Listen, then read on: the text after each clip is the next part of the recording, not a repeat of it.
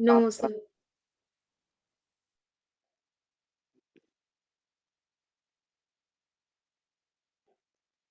Question number 18 है अपने पास।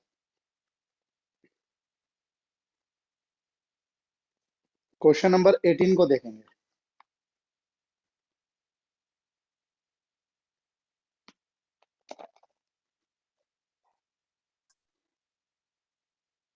खुद से करना है कि करवा रहे हो आप? मैं करा रहा हूँ। अच्छा,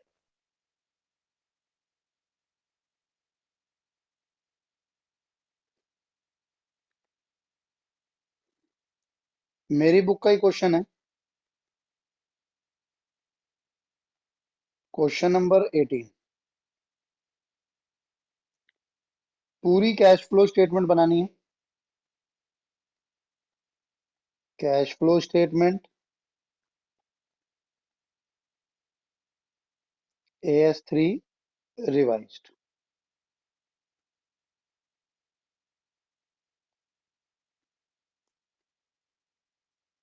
particulars, details, amount.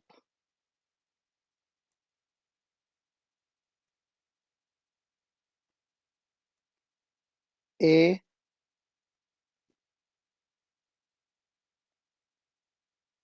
Cash flow from operating activity.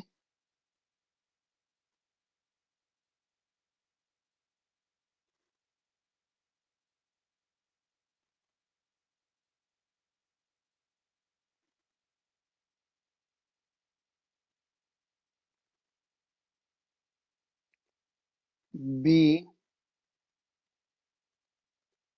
पहले तीनों को लिख लेना है। Cash flow from investing activity,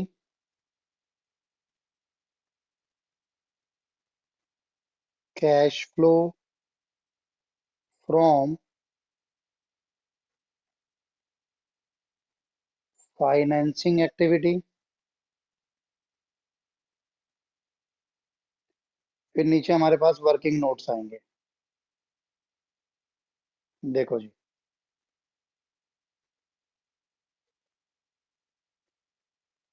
अब इसमें वर्किंग नोट्स किस किस पे हैं। कहता है ड्यूरिंग द ईयर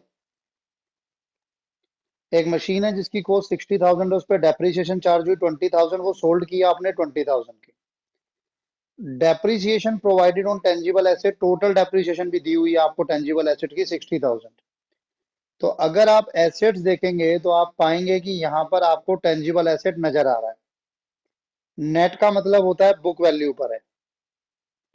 तो सबसे पहले इसको यूज करते हुए मैं टेंजिबल एसेट का वर्किंग नोट बना लेता हूँ। Working note number 1, tangible assets.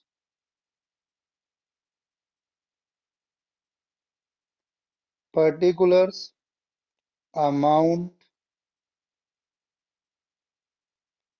Particulars, amount.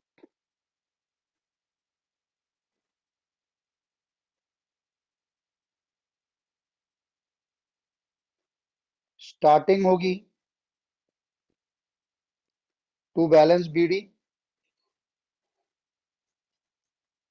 और आप चेक करेंगे ओपनिंग बैलेंस कितना है बाय बैलेंस CD।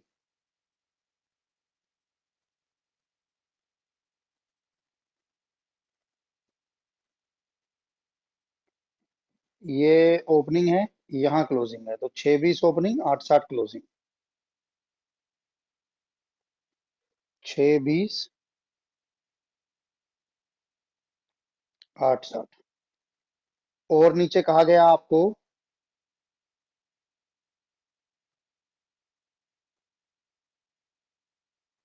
कि भाई मशीन जिसकी कॉस्ट है 60, उस पर डेप्रिसिएशन लगाए 20।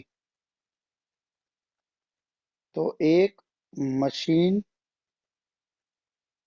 जिसकी कॉस्ट है 60, उस पर डेप्रिसिएशन लगा है 20, तो उसकी बुक वैल्यू क्या बची हुई है? 40। आपने उसे सोल्ड कर दिया, वो सोल्ड ₹4.20। तो कितने का लॉस हो गया? 20,000। 20,000। आप यहां लिखेंगे बाय बैंक, जितने में बेची,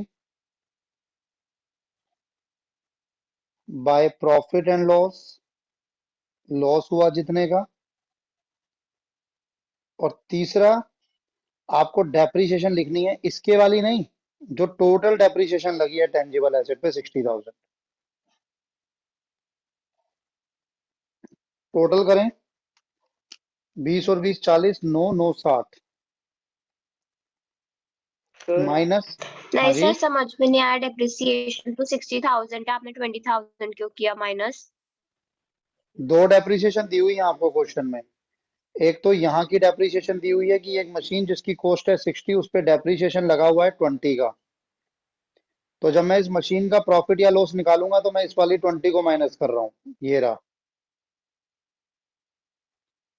लेकिन नीचे आपको एक वाइडर टर्म दी हुई है कि टोटल टेंजिबल एसेट पे डेप्रीशिएशन 60 है, तो ये 20 भी इसमें इंक्लूड होगी। तो अगर मैं यहाँ 60 लिख रहा हूँ तो उसमें वो 20 भी इंक्लूड है। Okay sir. 340 का यहाँ पर बैलेंस आ रहा है, नाम दिया जाएगा बैंक बैलेंसिंग फिगर परचेजेस। ठीक है, अभी आगे बढ़ते हैं, अभी मैं इसको नहीं कर रहा हूं, मैं बाद में करूंगा। और एक दिया हुआ है, देखो आपको, प्रोविजन फॉर टैक्स, ये ओपनिंग, ये क्लोजिंग, और ये 45,000 वॉज प्रोवाइडेड। तो मेरे को एक वर्किंग नोट और बनाना होगा,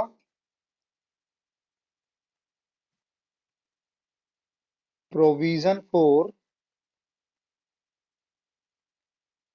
tax account,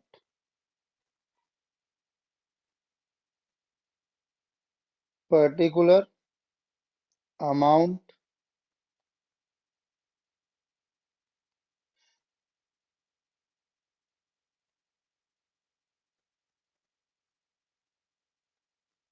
bye balance BD,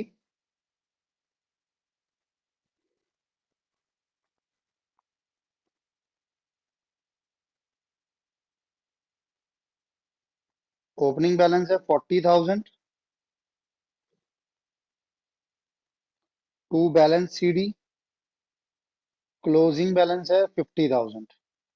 अब मैंने आपको क्या बताया हुआ है, प्रोविजन फॉर टैक्स में इसके अलावा दो आइटम और आते हैं, profit and loss, tax made, to bank tax paid. इन दो में से कुछ एक गिवन होगा, जैसे कि इसमें गिवन है प्रोवाइडेड यानी मेड 45,000। तो दूसरा आपका बैलेंसिंग फिगर निकल जाता है 85 माइनस 50, 35,000 आपका बैलेंसिंग फिगर आ गया। इसको बाद में देखेंगे पोस्टिंग कहाँ होगी, पहले मैं आपको अकाउंट्स बनवा रहा हूँ। 40,000 हाँ जी, मेड 45,000 लिखा हुआ है। हाँ सर, प्रोवाइडेड और मेड एक ही मतलब रहेगा। सर पहले हमें ऐसे क्वेश्चंस में अकाउंट ही बनानी चाहिए। थोड़ा सा प्रैक्टिस कर लो, उसके बाद तो आप चाहे बाद में भी बना लो, कोई दिक्कत नहीं है ऐसी। बट अभी मैं बीच बीच में से उठाऊंगा तो आप ज्यादा कंफ्यूज हो जाओगे, इसलिए मैंने पहले अकाउंट्स बना लिए। दिखाना सर एक बार अकाउंट। ठीक है, ठीक है।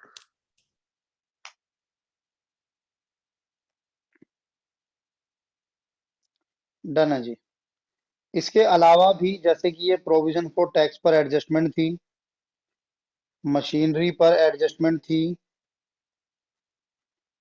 इसके अलावा भी एडजस्टमेंट है, जैसे डिविडेंड ऑन इक्विटी शेयर पर एडजस्टमेंट है। तो जब मैं इक्विटी शेयर पे आऊंगा तब देखूंगा। एडिशनल डिवेंचर इशू हुए हैं, डिवेंचर पर एडजस्टमेंट है,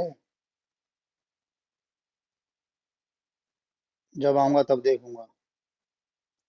प्रेफरेंस शेयर पर एडजस्टमेंट है, जब आऊंगा तब देखूंगा। चलिए अब मैं एक एक करके इनको उठा लेता हूं जरा। सबसे पहले यहीं से शुरू करेंगे। Equity and liability, share capital पे आपके पास नोट है। नोट नंबर 1 में आ जाओ। ये रहा। दो है, एक तो आप देखो 4,50,000 से 5,50,000 हो गई। तो आपकी शेयर कैपिटल कौन सी एक्टिविटी का पार्ट है? फाइनेंसिंग का। फाइनेंस। और इंक्रीज हो रहा है, तो ये आ रहा है issue of share capital. Plus होगा ना। प्लस होगा, 450 से 550 हो गया 1 लाख। इस पे एडजस्टमेंट क्या थी? इक्विटी शेयर पे डिविडेंड देना है 8%, ओपनिंग बैलेंस पर देना है। ओपनिंग बैलेंस कितना है? 450 का 8%, 4,50,000 का 8%, 36,000। ये आपका डिविडेंड हो गया on equity share. Double effect जाएगा, dividend on equity share 36,000। Financing से माइनस होगा,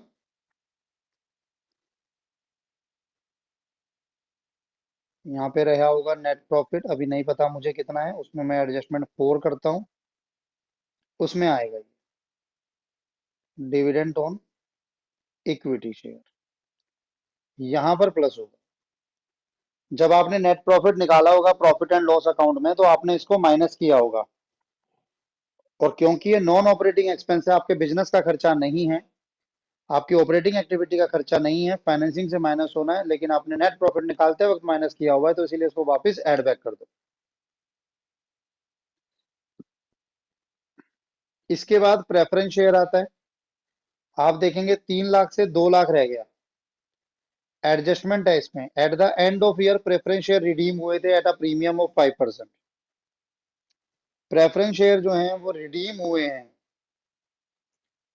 कितने के रिडीम हुए हैं? 3 लाख से 2 लाख हो गए, यानी 1 लाख। रिडम्पशन मतलब आपने पैसा वापस कर दिया। ध्यान से देखना, थोड़ा सा मुश्किल क्वेश्चन हो सकता है। 1 लाख आपने पैसा वापस कर दिया, और ये जो पैसा आपने वापस किया, ये रिडम्पशन आपने प्रीमियम पे किया। प्रीमियम का मतलब, प्रीमियम पे रिडम्पशन करते थे आप, डिवेंचर्स की भी करते थे।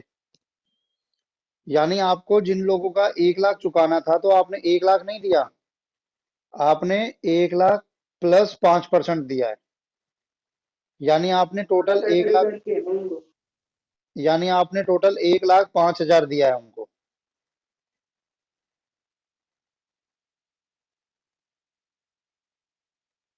मतलब सर समझ में नहीं आया। जब आप डिवेंचर्स का चैप्टर कर रहे थे, तब भी हमने ये पढ़ा था कि हम रिडम्पशन करते हैं। रिडम्पशन का मतलब क्या होता था केशव? मतलब सेलो। हाँ जी, रिडम्पशन का मतलब क्या होता था केशव? सर याद नहीं। भाई, रीपे होता था, पैसा वापस करना। हम्म। तो जैसे आप डिवेंचर्स का रिडम्पशन करते हो, ऐसे ही प्रेफरेंस शेयर का भी पैसा वापस होता है। वो जो पैसा वापस करते हो, वो आप पार पे भी कर सकते हो, यानी जितना है उतना ही, ज्यादा भी कर सकते हो। जैसे यहाँ पे हम प्रीमियम पे रिडीम कर रहे हैं, ठीक है सर, याद आ गया, याद आ, तो ठीक है। 3 लाख थे, 2 लाख रह गए, तो 1 लाख वापिस हो गया। लेकिन वो 1 लाख वालों को 1 लाख नहीं दिया, हमने उन्हें रिडीम किया प्रीमियम पे, 5% ज्यादा पे। तो 5,000 जो एक्स्ट्रा पे हुआ है, premium on redemption of debenture preference share, ये आपका ऐड होगा ऑपरेटिंग में। इसको आपने खर्चा दिखाया होगा प्रॉफिट एंड लॉस में, एक्स्ट्रा पैसा जाते हुए, बट वो खर्चा फाइनेंसिंग का है, फाइनेंसिंग से माइनस हो रहा है, तो ऑपरेटिंग में वापस ऐड बैक कर दिया गया as a non operating expense. ये मेरी शेयर होल्डर फंड का शेयर कैपिटल कंप्लीट हुआ। रिजर्व एंड सरप्लस में भी अगेन नोट है, फिर से नीचे आ जाओ। क्या है सबसे पहले? सिक्योरिटी प्रीमियम रिजर्व, पहले 0 था फिर 10,000 हो गया। अब ये सिक्योरिटी प्रीमियम कहां से बढ़ गया? कहां से आता है सिक्योरिटी प्रीमियम रिजर्व, बताओ? शेयर से। शेयर इशू करके। हम्म। तो कौन से शेयर इशू हुए हैं, इक्विटी या प्रेफरेंस? Equity equity equity. तो उसी पे आपको ये प्रीमियम मिला होगा।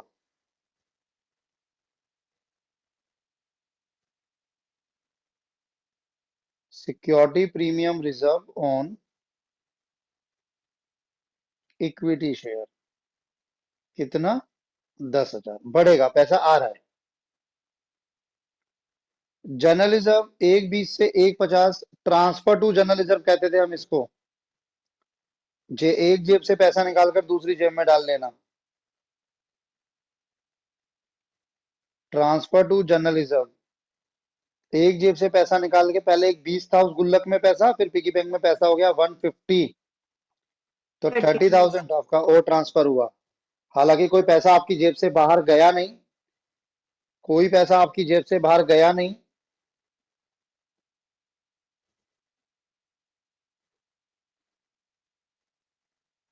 इसीलिए हम उसे वापस ऐड करते हैं, क्योंकि वो हमारा खर्चा नहीं है।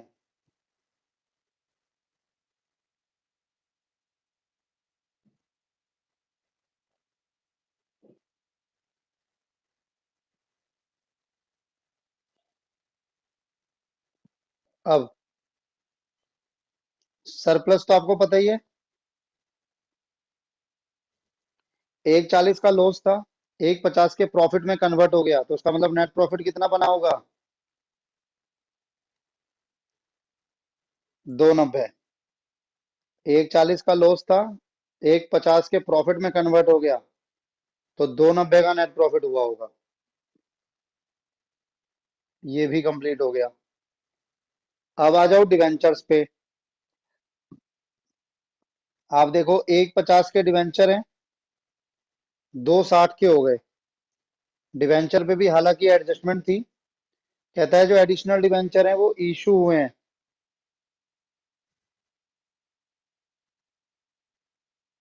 एडिशनल डिवेंचर इशू हुए हैं पार पर 1 अक्टूबर 15 को। तो कितने डिवेंचर हैं देख लो जरा। पहले थे 1,50, फिर हो गए 2,60।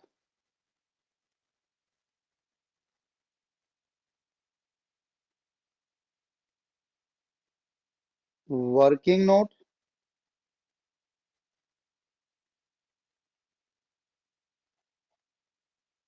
Interest on debenture, period start हुआ 1 अप्रैल 15 से,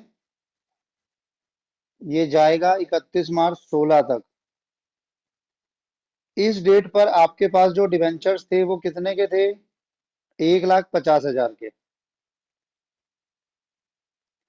यहां पर आपके पास डिवेंचर हो गए 2,60,000 के। और ये जो डिवेंचर इशू हुए हैं, ये बीच में इशू हुए हैं 1 अक्टूबर 15 को 1,10,000 के। अब अगर आपको इंटरेस्ट निकालना है तो मैं कह सकता हूं कि इस 1,50,000 पर इंटरेस्ट देख लो कितना है डिवेंचर पे, 8%। 8% निकलेगा कहां से कहां तक? यहां से यहां तक। कितने महीने? 6 महीने। उसके बाद आपके जो डिवेंचर हो गए वो हो गए 2,60,000 अगले 6 महीने के लिए।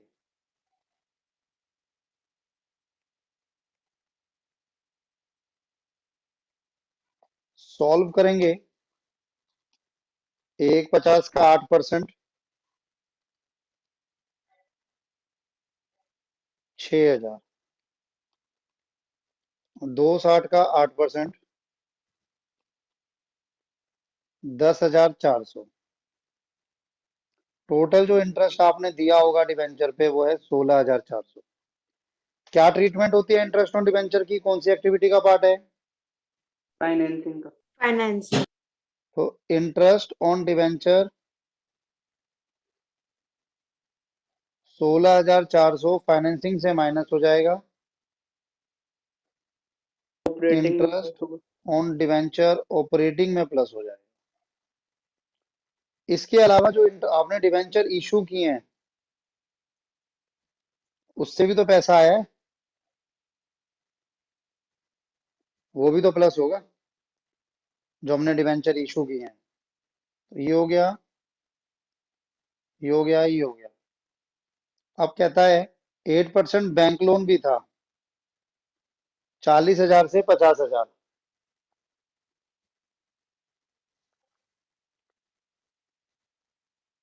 इसके लिए भी आपके पास पॉइंट था कि बैंक लोन रीपे हुआ है ऑन सेम डेट 1 अक्टूबर को ही। तो जैसे इस पे निकाला है वैसे ही आपको इंटरेस्ट ऑन बैंक लोन भी निकालना पड़ेगा।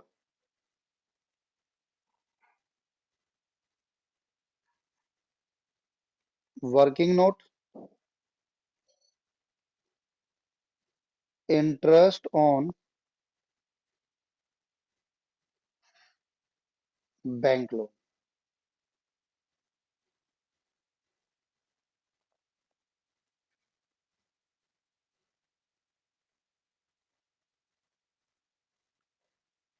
पचास हजार, 40,000, 10,000 पे हो गया। तो 50,000 का रेट भी शायद सेम ही है, 8%,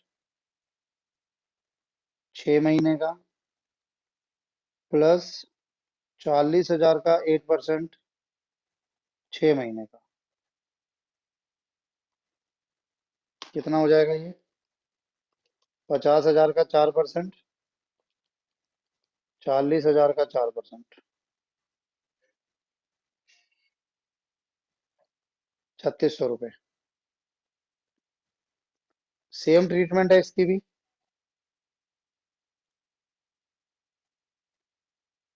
इंटरेस्ट ऑन बैंक लोन 3600 रुपये यहां से माइनस होगा। इंटरेस्ट ऑन बैंक लोन 3600 रुपये आपकी ऑपरेटिंग में प्लस होगा। और साथ ही साथ जो 10,000 आपने पे किया है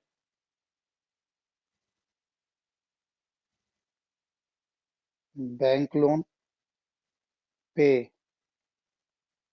वो भी माइनस होगा क्योंकि पे किया है आपने, पैसा जा रहा है। Trade payable working capital change का पार्ट है, बाद में देखेंगे। शॉर्ट टर्म प्रोविजंस, ये शॉर्ट टर्म प्रोविजन पे नोट है। तो हम नोट में आए तो नोट में हमने ये पाया जिसका हमने अकाउंट बना रखा है, प्रोविजन फॉर टैक्स का। तो हमें पता है यहाँ से दो चीजें आएंगी। टैक्स मेड ले लो पहले, कितना था? टैक्स मेड कितना था? 45,000।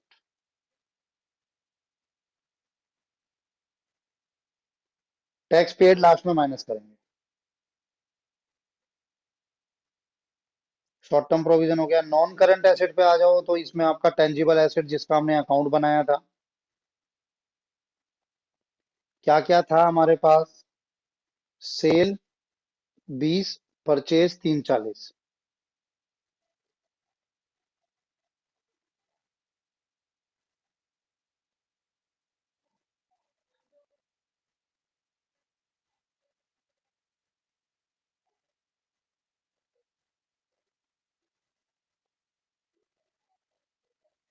Purchase of machine 340 minus sale 20,000 plus. और क्या है? लॉस 20,000 का, डेप्रीशिएशन 60,000 की। ये ऑपरेटिंग का पार्ट है। Loss on sale of machine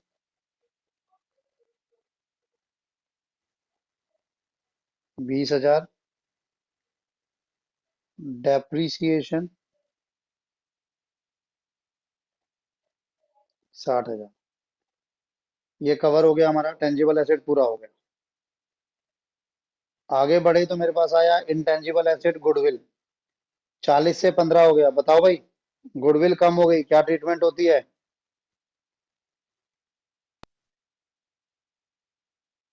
goodwill कम होने का क्या माइनस मतलब होगी है? ना। गुडविल कम होने का क्या मतलब है? गुडविल राइट ऑफ, बताया था ना मैंने, जैसे फिक्स्ड एसेट पे डेप्रिसिएशन लगता है, वैसे ही इंटेंजिबल एसेट पे अमोर्टाइजेशन लगता है जिसको हम लोग राइट ऑफ कहते हैं, लेकिन उस नॉन कैश एक्सपेंस है, एक्चुअली कोई पैसा बाहर नहीं जाता तो हम इसे वापस एड बैक करते हैं।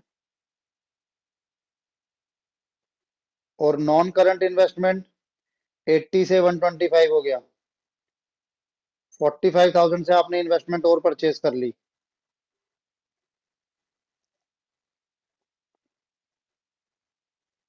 Purchase of investment. इसके बाद current investment cash and cash equivalent का पार्ट है, inventory, trade receivable, cash and cash equivalent. Sir क्या कह रहे हैं? हाँ जी स्क्रीन में कुछ दिख ही नहीं रहा। सर, डिस्कनेक्ट करके दोबारा कनेक्ट कर लो। सर एक सेकंड, अब दिख गया। ठीक। सारा कुछ हो गया। एक चीज का जरूर ध्यान रखना, जब भी आपका प्रेफरेंस शेयर कैपिटल का रेट होगा तो इस पे भी डिविडेंड जाएगा। इस पे एक एडजस्टमेंट थी, वो एडजस्टमेंट थी कि आपने प्रेफरेंस शेयर को रिडीम किया, और कब रिडीम किया? End of year. तो इसका मतलब पूरे साल जो आपका प्रेफरेंस शेयर चला वो कौन सा चला? ये वाला।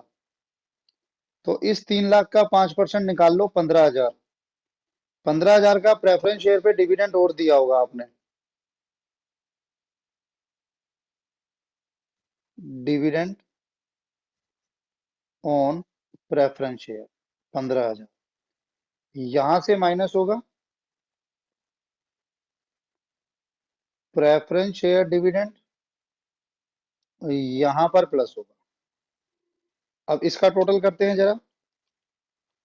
290, 36, 5, 30, 16,400, 3600, 45,000, 20,000, 60,000, 25,000, 15,000, 5,46,000। क्या नाम दिया जाता है इसको? Operating profit before working capital change. अब वर्किंग कैपिटल पे आ जाओ। क्या बचा है यहाँ पे करंट लायबिलिटी में? Trade payable. एक 10 से एक 20 हो गया, तो 10,000 से ट्रेड पेबल इंक्रीज, तो प्लस होगा, पैसा आया होगा। करंट एसेट में आ जाओ। Current investment cash and cash equivalent का पार्ट है। इन्वेंट्री 1 लाख से 195 हो गई, 95,000 से इन्वेंट्री इंक्रीज हो गई। इन्वेंट्रीज इंक्रीजेस माइनस होगा। ट्रेड रिसीवेबल में कुछ चेंज नहीं है।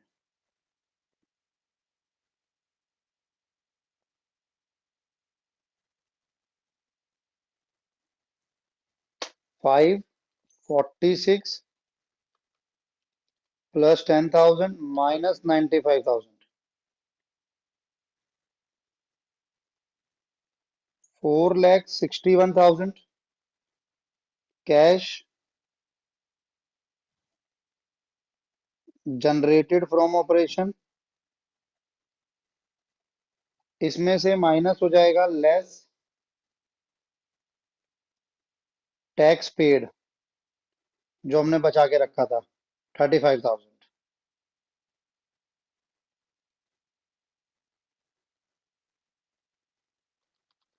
कितना बचेगा? 4,26,000 a cash flow from operating activity. ये मेरा एक पार्ट हो गया।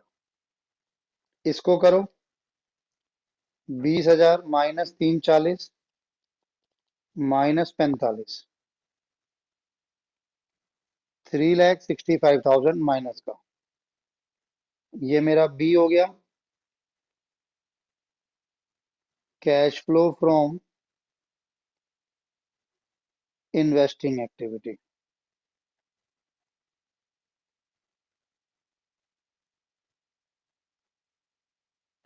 इसको और करते हैं जरा। 1 lakh minus 36,000 minus 1 lakh minus 5,000 plus 10,000 minus 16,400 plus 1,10 -3600 -10,000 -15,000।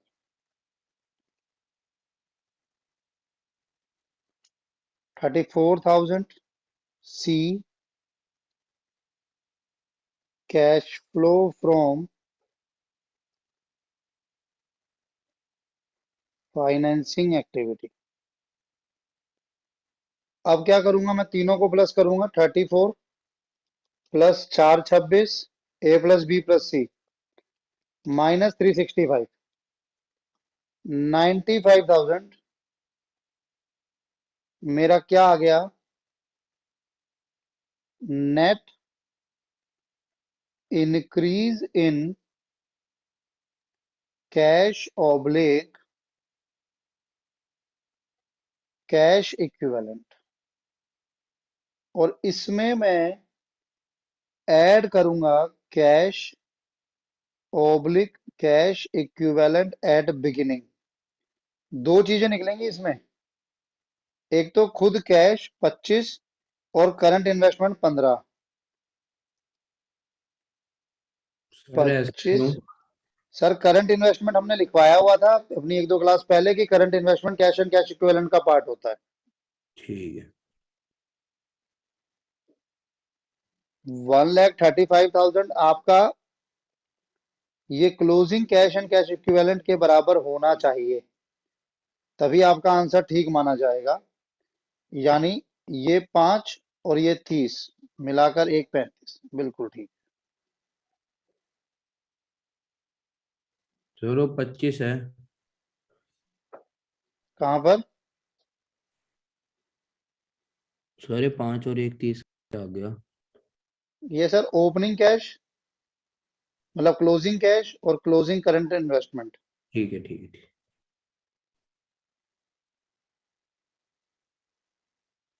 Note कीजिएगा या कर लिया है? नहीं सर अभी कहाँ। नहीं सर, नहीं किया सर। ऐसे इतने बड़े क्वेश्चन से आएंगे पेपर में।